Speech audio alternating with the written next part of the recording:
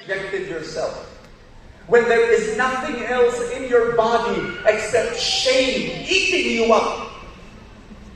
Have you ever experienced the cave of Adullam? Total desperation. Wala ka ng ibang tatakbuhan kundi ang Panginoon. Wala nang iba. Kasi lahat ng tao hindi ka matulungan. And at that moment, in the pit of that cave Adullam, you look at God, you gaze on God. That's chapter 34, verse 5. Verse 6, the next verse. You know what it says? David says, the poor man called, and the Lord heard him. Who was that poor man? Siya. He was so poor.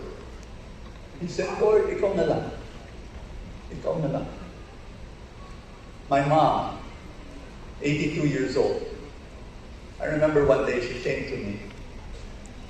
And at that time, my dad was in really bad shape.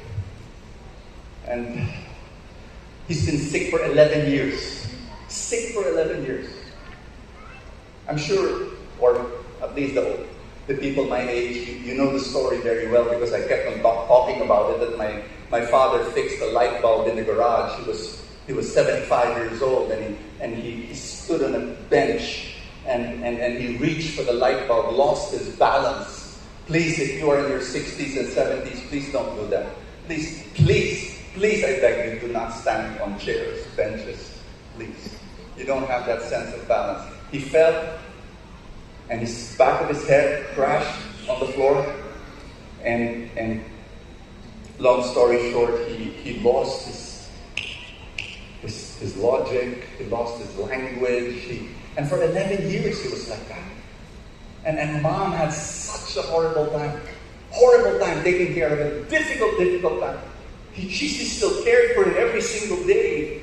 But it was with so much effort and so much strength. And at the age of 82, she came to me one day and she said, Bo, I was shocked by this. She said, I don't know how to pray anymore. That was shocking from the most prayerful woman I have ever met in my life. My mom prays. She started the intercession ministry of the light of Jesus. She loves to pray.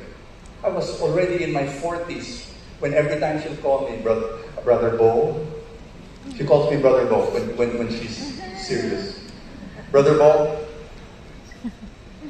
nag-prayer time ka na ba?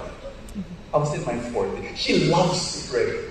But at 82, she told me she did not know how to pray anymore. She was in her cave of Adullam.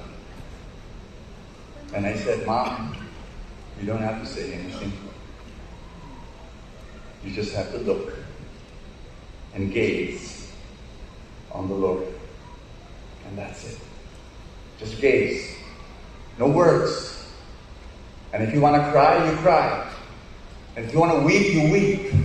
But you just keep on looking on the Lord. My friends, David says that if you do that, your face will become radiant.